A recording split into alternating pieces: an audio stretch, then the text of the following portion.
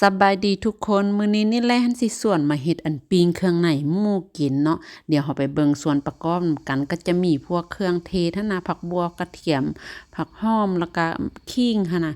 หัวสิไข่แดเราก็จะมาปั่นเข้ากันเนาะหลังจากปั่นเป็นที่เรียบร้อยเราก็เอารอท่าไว้เนาะแล้วเดี๋ยวเราก็จะไปเอาเครื่องในมาเลยเนาะตัวนี้นี่ก็จะมีลีนมีตับมีอันมากไข่ล่างหั่นน่ะแล้วก็มีอันหูหมูแดเนาะที่ว่าแล่เอามาเฮ็ดในมื้อนี้นี่น่ะ แล้วก็ทำอิฐก็แม่นเอาเกลือใส่ก่อนเนาะแล้วก็น้ำปลา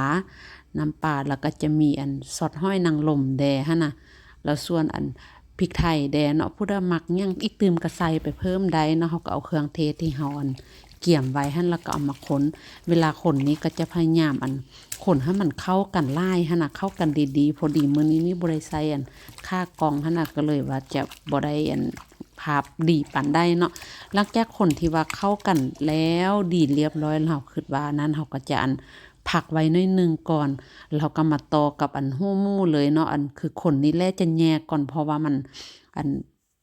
ที่ว่าเราคนให้มันจะน้อยหั้นน่ะอันนี้เราก็จะคนให้มันเข้ากันแล้วบ่นั้นเราก็จะเอาไปอันรวมกับตัววางกีนี่เราก็จะหมักป่าไว้เนาะหมักไปไว้เป็นชั่วโมงหนึ่งหรือว่า2ชั่วโมงก็ได้แล้วบ่นั้นเราจึงค่อยเอามาต่อหั้นน่ะอันนี้นี่ก็มีอัน หัวใจอันมีตับไก่แดน้อยหนึ่งหั่นน่ะส่วนน้ำจิ้มเขาจะเฮ็ดก็มีมะนาวอันกระเทียมมะเผ็ดผักหอมแล้วก็แป้งนัวเกลือน้ำตาลเนาะมีหยังเขาก็มาใส่ตามความเหมาะสมเลยเดี๋ยวนี้ก็จะมาปั่นเนาะปั่นได้ทีแล้วก็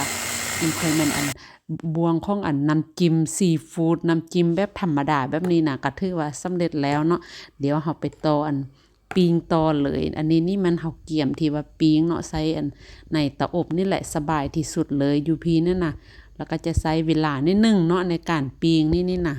คือแรกท่านจะเอาไปอบเนาะเอาไปอบแล้วก็อุณหภูมินี่ก็ประมาณ